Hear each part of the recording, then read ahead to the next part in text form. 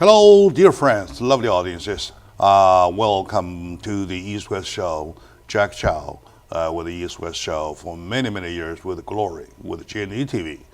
I'm very glad that I'm doing my job. Me and my team are being part of the day-to-day life of California. And by that I mean not only are we involved in every details of the day-to-day in and out, but also the politics.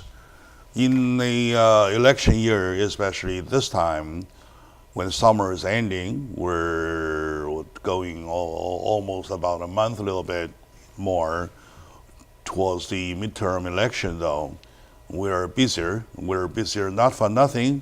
We're busier to be happy, to be more responsible to our audiences.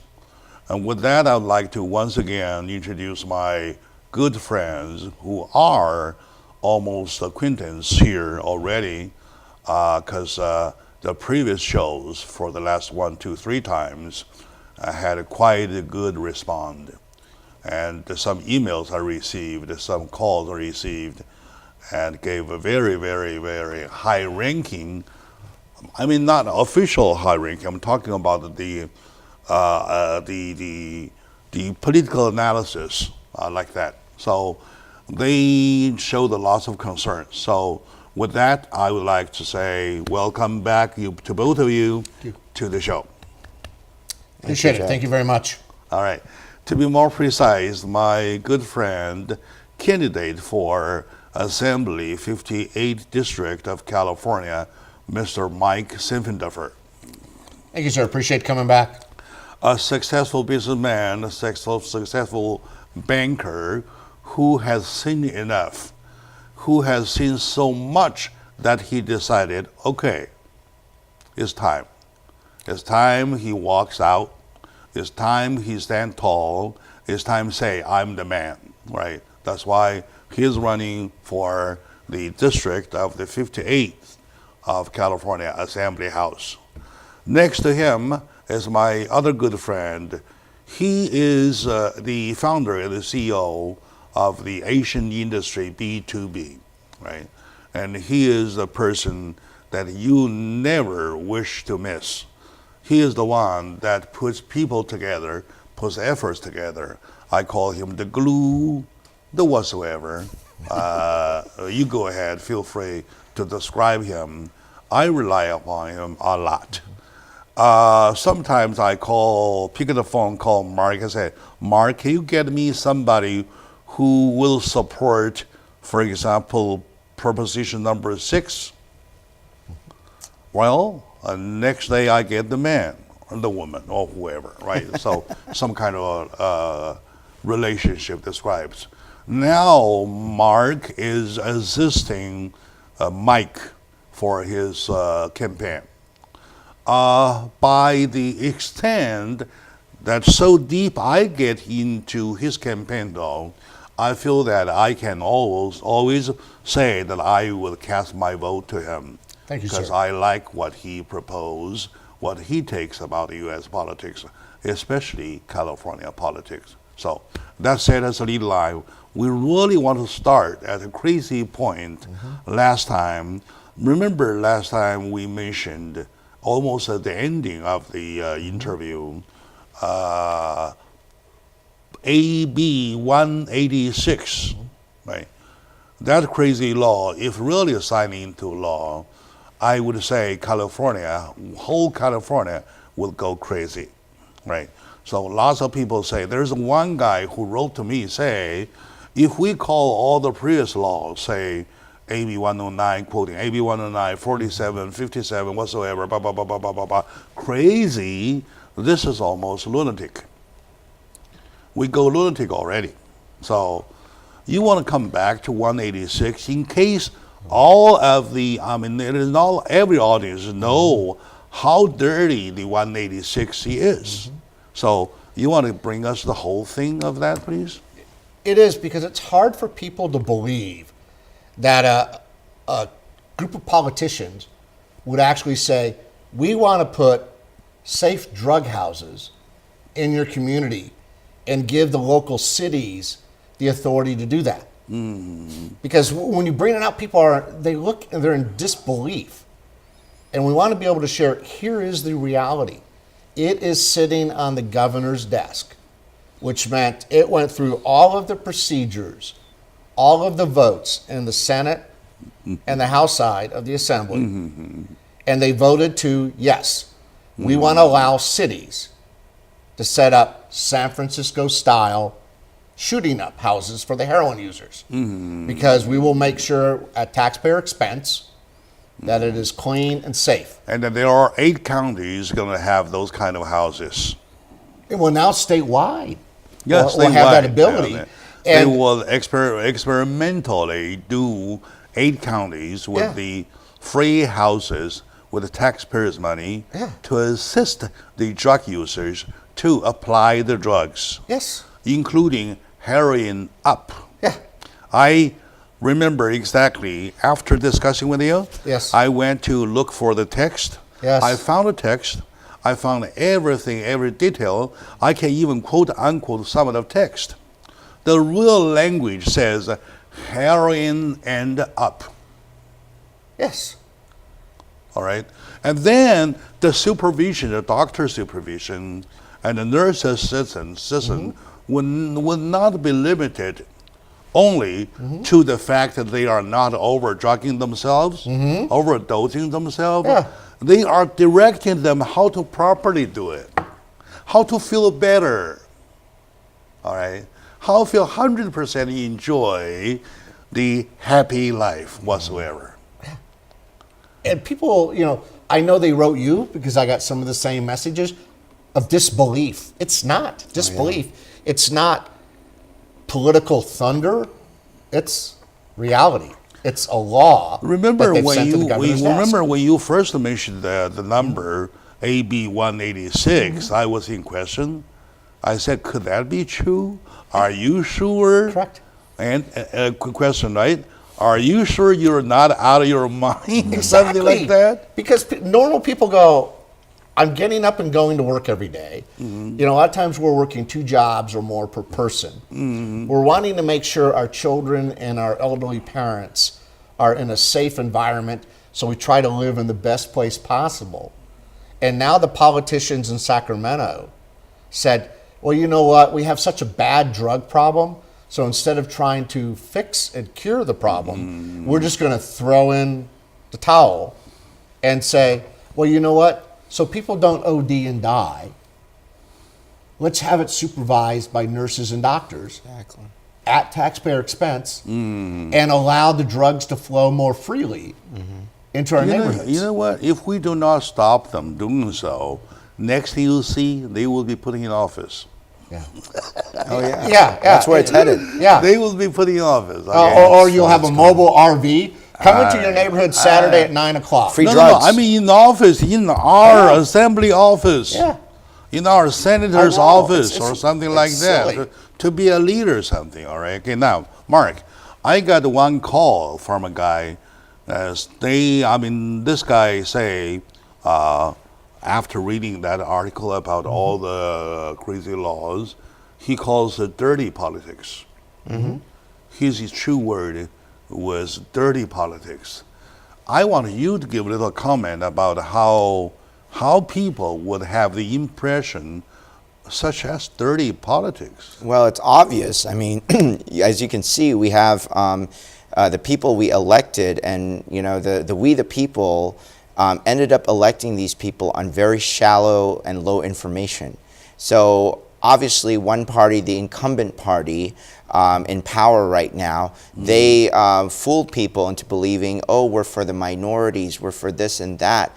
But meanwhile, they have instituted these policies that are hurting minorities the most. And I would argue, you could say, white people live in, maybe safer neighborhoods, but it's us minorities that live, even in places like Artesia and Cerritos and Arcadia even, there's this huge crime problem where minorities, are attacking other minorities with laws like this that are going rampant.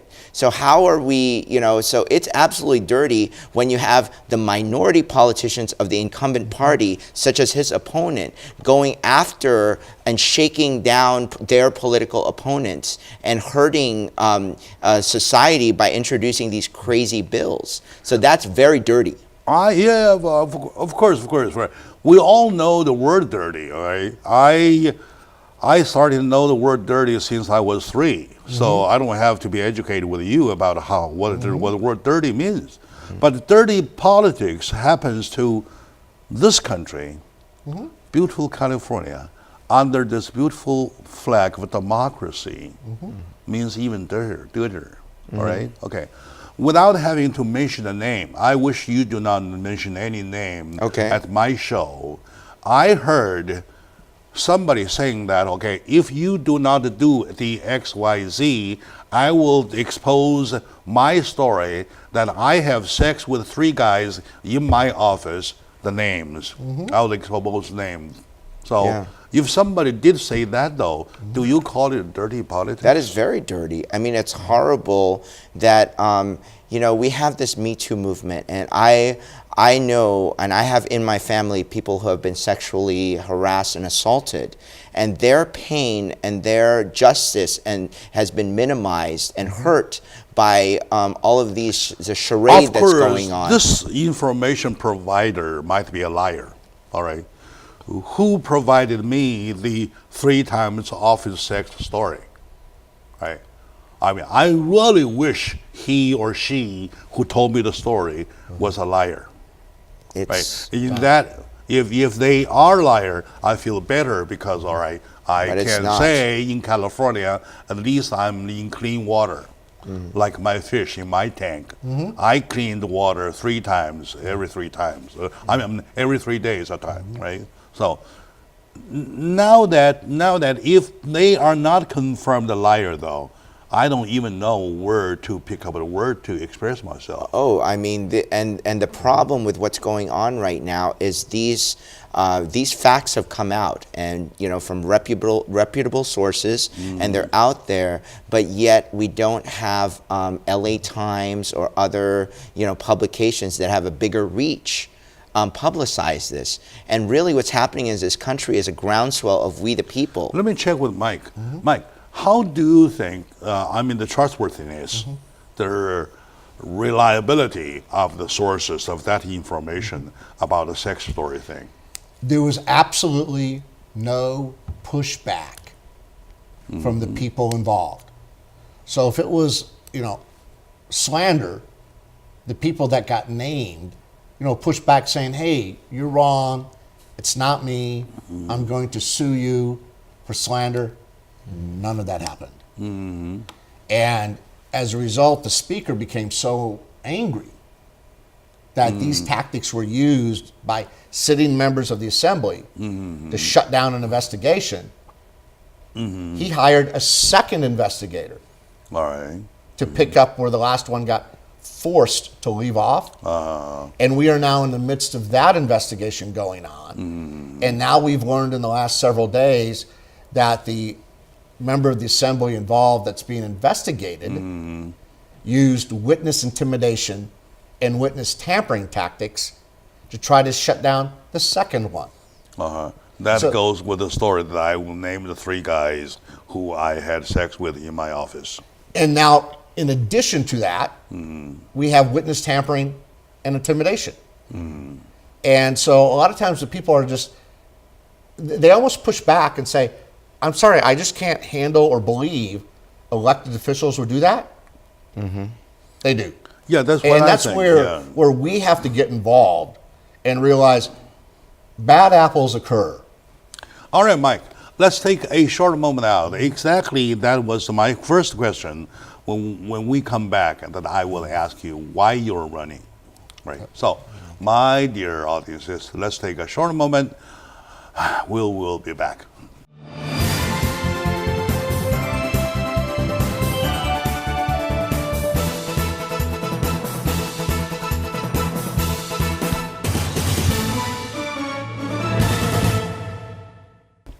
Hello, dear friends. Welcome back to the show.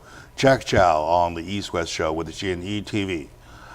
Speaking of California politics, some call it dirty politics, and I get very, very upset with the word, with the definition.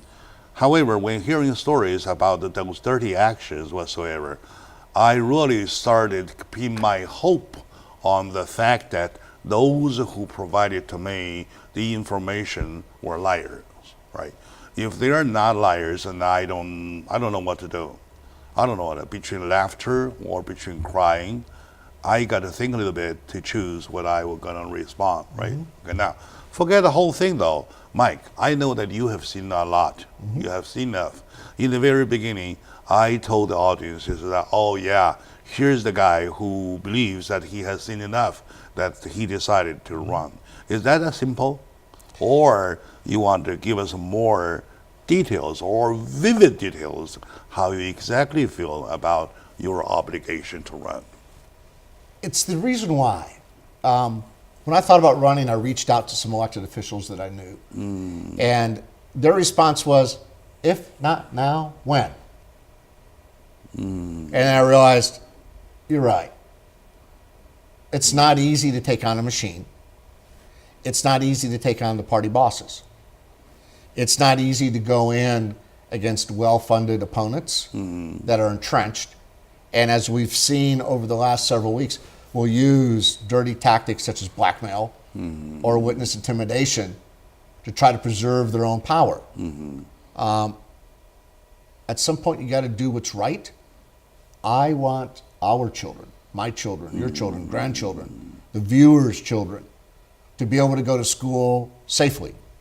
What if your name is named? For what? For, I don't know, for anything. Let it be named and have a thorough discussion, because I've put my personal life out there already. You know what I mean, right? Yeah. You know what I mean. And so you're one of the guys. And so as a result, yeah, I am subject to intense scrutiny. So be it. Let it. I have nothing to fear from that process. And tactics will be used. It goes on in the movies. It goes on in real life. And we're at a point where some of these elected officials that are on the ballot for November 6th, we need to make some hard decisions and decide, do we continue with these people? Because what we're getting is beyond frightening. Or do we make a change? And that's where I've asked the voters, I believe it's time for a change. We're dealing with topics that go in like the National Enquirer. But yet this is our life. I mean, look at our Supreme Court hearings. I mean, that is exactly, they are cheapening the process. I mean, I really want the audience to understand how important civic duty is by voting, and the people that we need to put up there as our representatives. We're in a representative government. It is very important that we hold the people that we vote in as representatives accountable.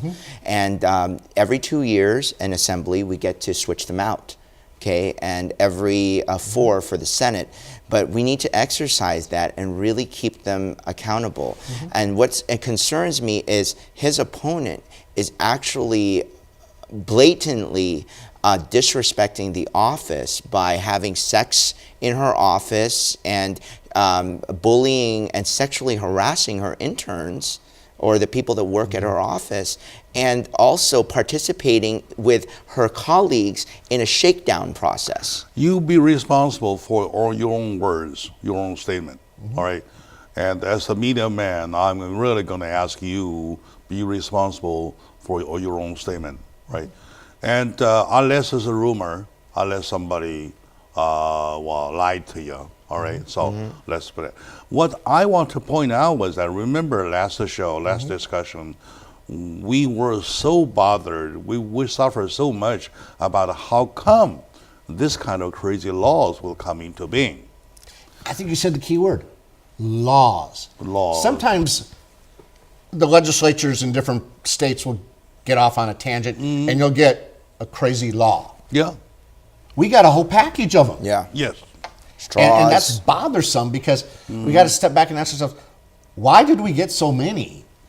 Yes. Not 1, 2, 3. I mean, a whole package of 2018 was the year of the criminal in Sacramento. A year of, for this whole country, it's a year of Me Too. Yeah. Well, the Me And Too is a California- distraction, Jack. Me Too is a distraction. Okay, they do this, and the biggest flaw of the Me Too movement is it creates another set of real victims, or it minimizes the real victims' pain and suffering and justice.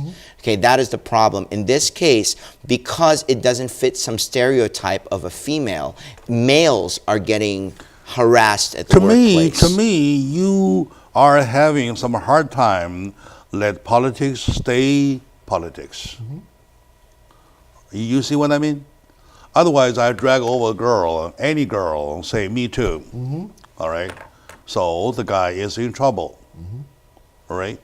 So if somebody says, Jack, you accusing me of doing whatsoever, and then I lose my job. All right? And that is a weapon that is commonly That used. is a very powerful weapon. Very powerful weapon. You have to admit that it is a very powerful weapon. Exactly. His point is that why we have that kind of laws. Because we are negligent about who we vote in. See, we that's look the point. At, we look that's at the point, guy. the letter, the party, instead of looking at the individual candidates and really assessing on a case-by-case situation. And when we go through the ballot, we need to actually know the positions. A lot of people don't even know what a controller does or what an assemblyman does.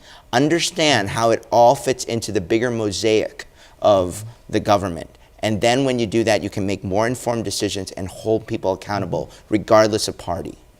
And back to your point, though. We're getting so close to the election.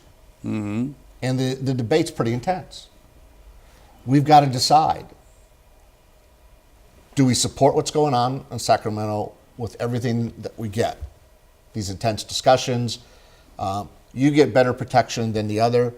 My attitude is, if something's happened to somebody, they have a right to share. Male or female, whether it was last week, 10 years ago, or 50 years ago. I've got the obligation as a future elected official to be quiet and listen. And I think all your viewers would realize that's fair. We have an obligation to listen. Now, whether other actions get taken afterwards, that's where we have to let professionals step in and say. But what the sad part is, a lot of people had things happen bad to them 30, 40 years ago. And actually, most of the victims, they simply want to share. They're not looking for people to be arrested because they know the statute of limitations ended. But it gets down to that basic human behavior. If something bad happened to you and you now feel comfortable about it, share.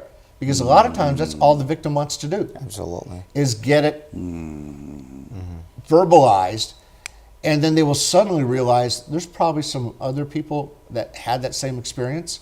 It's fair to think that way, but if you do it in the retrospective way, right? So you were talking about now, the year of 2018, something like 60 years ago. Who the hell is going to remember anything? Correct. Right? It's like I got asked the other day, do I think she's right and he's wrong with the Supreme Court justice? I think something bad happened to her. Okay. No doubt. Do we have very good specifics? Probably not, as we saw. Did it involve him? There's a lot of question. I argue with Mark the other day that the burden is not on the male part saying that I did not do it. The burden is on the accuser part, say, hey, you got to prove to the court in a matter of American law, justice. in a matter of law, Yeah. that I did it. And then, by then, not until then, did the burden come to me. Yeah. Right? Other than that, I'm okay. Right? So this should be the way it is supposed to be handled. Yeah. Now we're looking at the opposite way. Yeah. Whoever says you did it, It's been you did it. politicized, and that's wrong. It should be, Right. people have a right to share. even if their memory is not the best. And we have an obligation to listen and care about what they say. Okay. And I think if we take that approach more often, we're going to find out people who were harmed a long time ago will actually start to feel comfortable because they really don't have an agenda to go hurt person A or B unless they step into politics. Usually what they want to do, and I've talked with women that are 70 years old, and they shared with stuff that happened to them when they were 20. And after listening to them, you want to shake their hand and thank them because they often realize what they're trying to do is help somebody else. Yeah, let's take a short moment out. What we want to do, we want to separate regular crime or victim counseling whatsoever from politics. So it is hard to do anything when these two are mingled. They are not related to each other, but they are now. So that's the problem. My dear friends, let's take a short moment now. We come back to continue. Stay with us, please.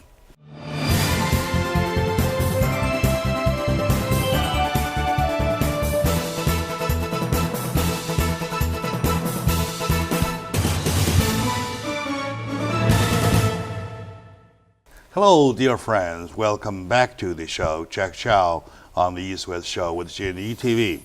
Today with me are two wonderful friends. I have my friend, Mr. Mike Sinfenduffer, the candidate for California Assembly, 58th District, a wonderful man, successful businessman, a successful banker, enjoying retired life with lovely grandkids, right? Who all of a sudden decided, okay, forget it, I'll run, right? There is a reason behind it. And next to him is my good friend, Mark Ang. He's the founder and the CEO of Asian Industry B2B, a wonderful advocator, I call him, and a coordinator. He can put people together with his efforts. I call him technique. So, to both of you, once again, welcome back to the show. Thanks, Jack. Our discussing point is that, okay, now, for a woman or whoever, okay, by the way, male be assaulted all the time. Exactly. It happens too, right? So, now, to say people, for people being sexually molested whatsoever, right? That's quite an area of criminality. Am I right? Yeah. Right. So, now, this is one thing. And you're talking about politics. When you are linking them together, you find out it is hard to find the motion. If this person, victim, had to ask for justice, though, she or he would have done so long time ago. Timing is everything. Timing is everything, right? So for, if it was truly a legitimate thing, it would have come out earlier. I was raped last night. I want to get a revenge, right? That's Well, right. whatever, right? Whatever, in whichever way, the next morning, Yes. all right? And let's face it, everything boils down to a victim mentality that is hurting our society in a big way. It's my life is not good right now, so I'm going to blame it on everyone else but myself. So that takes off the burden of me having to be productive, be a contributor to society. Instead, I'm going to keep taking from society. The problem with California is there's so many people taking that the ship is sinking because no one is actually contributing and everything is falling apart. No, the problem in California is that they are linking that with the politics. That is the problem. That's right. And there's a lot, and That people is the forget problem. there's a lot of collateral damage to the victims, to true victims, that their story can't get heard because suddenly, it's a boy cry wolf, right? Everyone say, oh, I'm sexually harassed. Then people tune out. We can't do that. Now, when we're in a situation, every time you cry wolves, we go 100%. We go more than that. We go like 1,000% Yeah. on an overture. Sometimes two people come together. Okay, listen. Sometimes two people come together, and one makes a sexual advance, and the other one rejects it.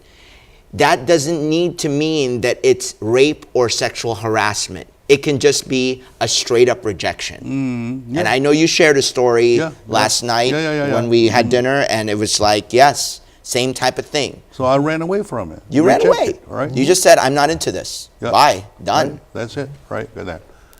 Well, okay. I still have to stick to where we started with Mike, though.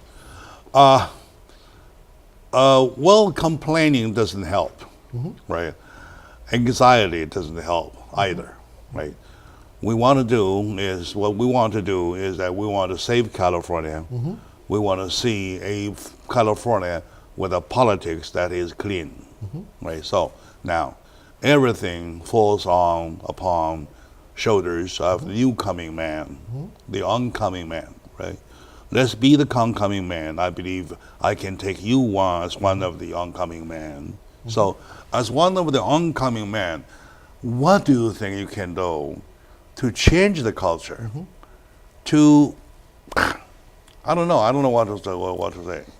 Well, part of it is I'm asking to be elected and replace a bad apple. So that's the first part. All right. Is the voters have to identify we have some very bad apples in Sacramento, and it's time to throw them out. That's the first step, and I'm asking that to occur on November 6th by electing me. The second piece gets down to leadership. Nobody is going to our schools and saying, how do you have these difficult discussions? Now, when we go to our churches talk about how to behave. We actually need more of that duplicated in society. All right. Because our churches do a good job through Sunday school, sermons, of how do we treat each other? How do you act? And we need more of that. Starting from the root cause. And we need that to be elevated. Right now, our churches are being punished repeatedly by Sacramento. I'm going to stop the punishment and actually thank pastors and preachers. Thank you for what you're doing. I recognize you're not doing an easy job, let alone it's an environment that is too often hostile to you. The other piece is like we talked about in one of our first shows, small business people drive the economy. I want to be able to go to them and say, I think you need to speak in a school. Because a lot of them have awesome stories of overcoming huge obstacles that they don't talk about much. Right. And say that needs to have more of that happening. You brought two subjects. Each of them shows the 100% value. If I quote from Mark, if not 1,000%, right? So I still wish to focus one by one. Let's see the conceptual side. First, the conceptual side, right? That reminds me of my own experiences this early this week on a Tuesday. I had an interview with a school called Ovation School of the Performing Art. Right? There's a bunch of instructors of locally West Covina, right? They put up a slogan, let's change the world one child at a time. What a slogan, what a slogan, right? And they teach the children music, dance, whatsoever. I asked them, why you do so? And the answer was, the director says that you look around us, look around the dirty politics. He did mention dirty politics, right? And violence, sex, drugs, so on and so forth. And then at the other end, you look at the media, right? Encouraging people to get rich. Regardless whatever you want to do, you just get rich, right? And in between, you see the low-hanging pants boys. You see the girl who barely knows how to cover herself. Surrounded with all that, though, it is important to teach our kids a healthy conceptuality starting from ground zero. Exactly. So I believe Mark put his emphasis on that. And can I follow up on that? I had the unique opportunity of leaving California for 5 years in the recent decade. So I went to school in New York. I was gone from 2010 to 2015. I really got to see how the decline of the society happened. I mean, you know, and during those years, not only from a state level, but we also had a federal level really take our morals and our values and our churches out of the equation. And, you know, I didn't feel too strongly about that as a Christian. I just kind of, you know, did my thing and said, okay, let's watch this play out. But now I am so hardcore on the other side because I have now see how destructive it is if we have these secular liberal values being pushed on these kids, like you said. Oh, get rich at any cost. Yeah. You know, show off your bling. It's all about, you know, you don't have to work. You can just actually become famous on Instagram and then get paid hundreds of thousands of dollars to do nothing and not to give back to society. Get rich overnight. Yes, something like that. That mentality is so unrealistic for 99.9% of people out there. Mike, if you were really the guy, though, I believe California needs you. Thank you. At least I say, I beg you, please do something to California. At this job, I exactly feel how fast we are getting rottening. We are rottening, right? And the, well, corruption is happening, right? So it is not only the officials are corrupt, and the society is, right? So now, back to the politics. Remember last time we were so bothered how come these politics, these laws would happen, would come into being. It is because the political environment has corrupted. So that means that you guys have a lot of job to do. Yes. And my dad taught me to work. That's how he brought me up. My mother taught me, you get up and you go to work and you help somebody.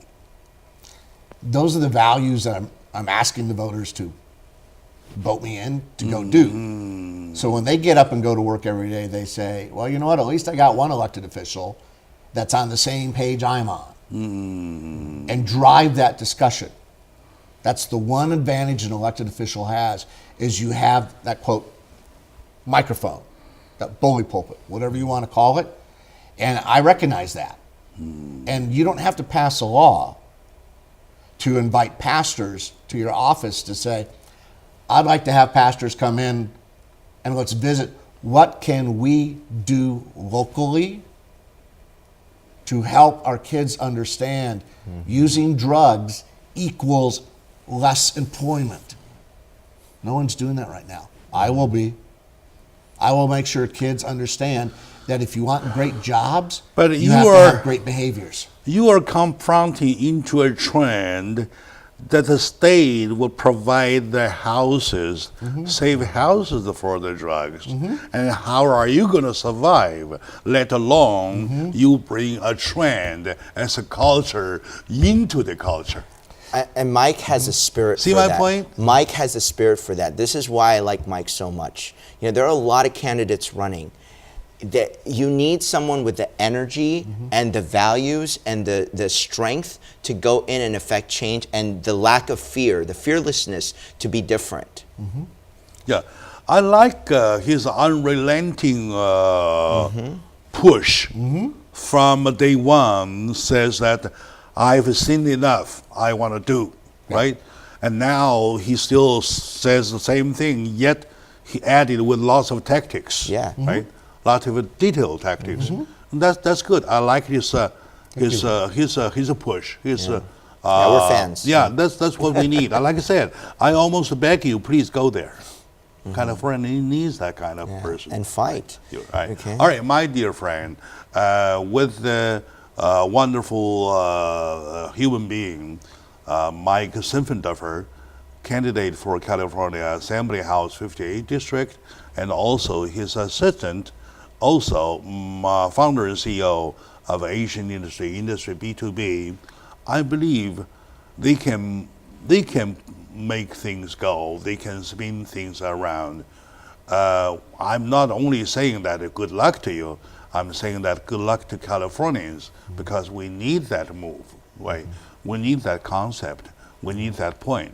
He mentioned two important areas. One is conceptual area.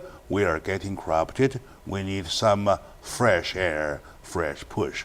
And secondly, he mentioned about business, especially small business, and we are getting them strangled. And let's take a short moment now. When we come back, we'll check with him what is he going to do with the business to rescue the business to make sure they survive. So stay with us.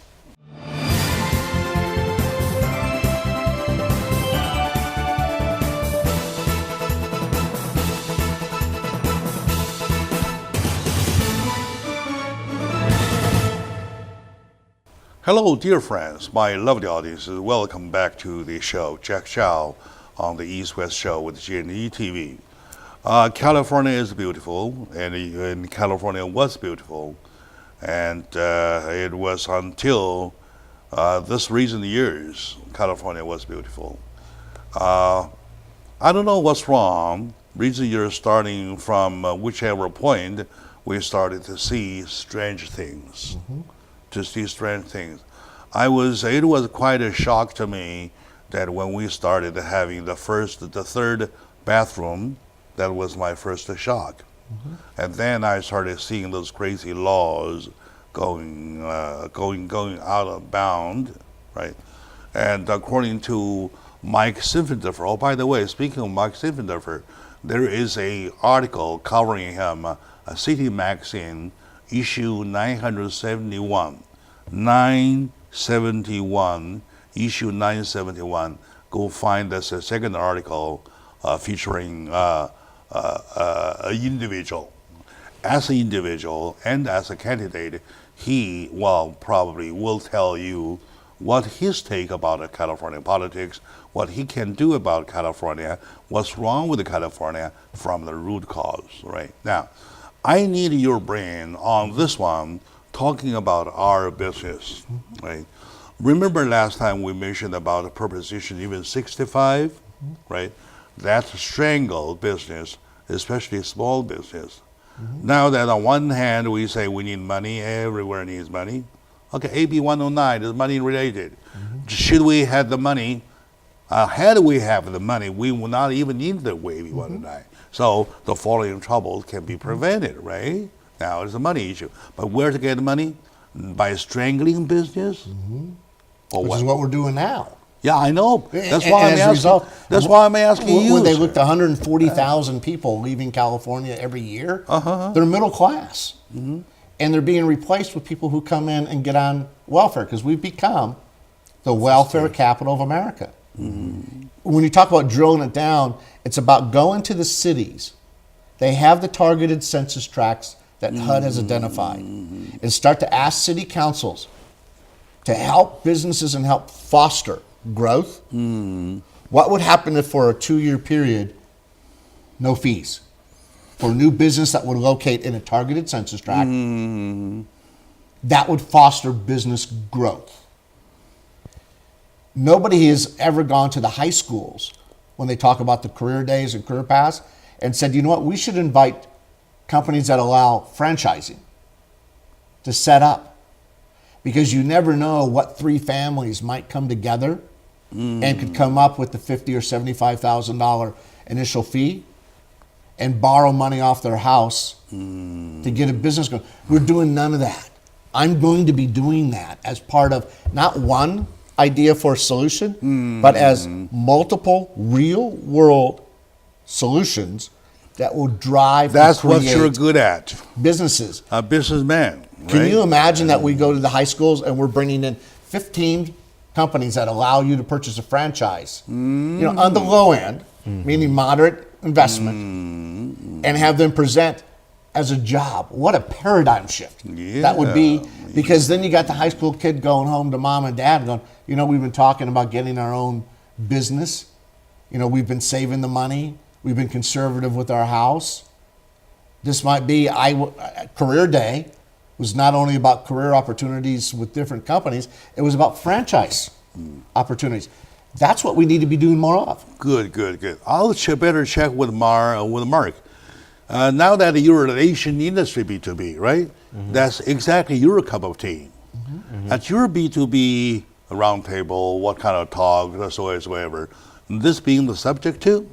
Absolutely. I mean, I think a lot of people need to understand that to become a businessman, it's not just, oh, I'm going to start my own business. There's a lot that goes into that. There's a learning curve of thinking like a businessman, of thinking, of understanding the world. And my dad told me when I was a kid, he said, you got to be a businessman. I said, I don't want to be a businessman. I'm going to be a teacher. I'm going to be a lawyer, whatever. Okay, other things. But I realize, and this is why I'm so passionate about business, is business touches every corner of society. It is what made this country so great. And you have to learn many things, how to do deals, how to work with people, manage your operations, business development, sales, marketing. There is so much that goes into a business that a lot of, and I like, I'm personally not a huge fan of franchises. I'm more entrepreneurial, but I see a value for a lot of people getting into a business mindset by starting off with their training wheels with a franchise. So these are the types of things that I try to encourage business owners at all levels to become better business people, and that's what society needs. In the scenario Mike just mentioned, he brings a representative of McDonald's into a classroom, saying that, guys, I have 15 stores. You guys want it? Go check your parents. I want to sit down with you and with your parents, and let's talk about it. That saves 15 kids from going out on the street doing drugs. Exactly. Absolutely. Am I right? Productive. Yeah, and the problem is, that's the advocacy that's going to be loud. This is from one. this office. Only point one. Point two, there are 15 more stores on the street. Yeah. And number three, there are 15 set of less worried parents. That's right. So please, Mike, do there. I mean, go there and do the thing. We need that. Well, and I look forward to bringing maybe some of those franchisees to the show, and we bring 3 or 4 of them on, and they talk about, 2 years ago I started and this is where I am. 3 years ago I started, this is where I am. Because we also have to show the kids and the parents, it's not easy, but there is a path. And you actually do have an elected official, me, who wants to help foster that and encourage that and bring people together and say, there are multiple ways you can go about getting a job. This was just one of them, and today we get to talk with 3 of them about what they went through. Let's make a deal. Yes, sir. All right. If you take office, I'll save a day out of a week of this show, whereby you bring a representative of a franchise store to advertise or to talk about how to do to be a franchise store manager or owner. Yes. Right? And then I will motivate my audiences. There might be real cases we can talk even at this show. Absolutely. Yep. Right? And that's what our B2B does. We always feature successful business owners. You be part of it. You be part of it. And that's what we need more of. We need to promote everyday people. Let us actually do something that helps California. Exactly. Rather than... And I believe Californians are hungry. Rather than anything that will crop California. Californians are hungry for this, Jack. People are so hungry for, earning the money that they have instead of just being given for free. Back to the point that you and I just mentioned, all right? Now, you go to check bookstore. The moment you walk in, you're a full eye, you got an eye full, they got a house full of books tell you how to get rich. Get rich overnight, be a millionaire. Bitcoin, and that whole craze. And they make big propaganda about you making money, regardless of what you want, what you do to make money, right? Instead of that kind of propaganda, we want to teach people here with you, using my show. I believe EDI will be happy to get involved to get California richer, at least one store richer. And One store and here's the return. difference. Government should be his partner. Yes. Right now, government is adversarial. The Too boss. often, Yeah. I'm going to change and say, well, you know what? At least in this district, Exactly. I'm going to go to him and say, I actually want to be your advocate, your partner from a government standpoint and help grow our local businesses. That is a major change that I want to bring and show by doing. Now that you mention it, right? Now that you mention, I appreciate. I thank you very much for you mentioning it, right?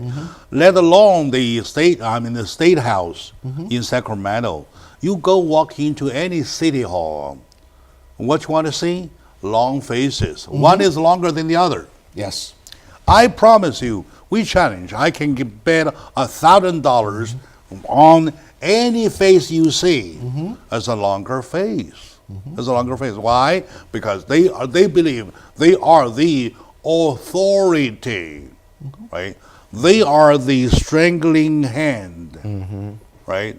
So they are the one. So it looks that we are exactly talking about the opposite.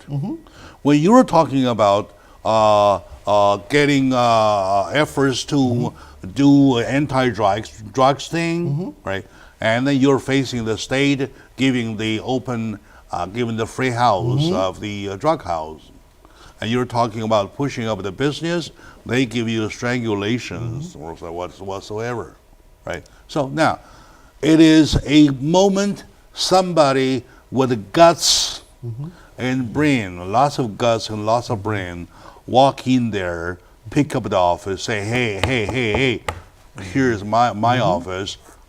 Let's do. I want to do get the something. hands of government that's trying to strangle this man off his throat and put the hand out so we're together shaking each other's hand and helping each other. And That is change that's going to start when I get elected. And I want to good. stop all of this hatred towards business.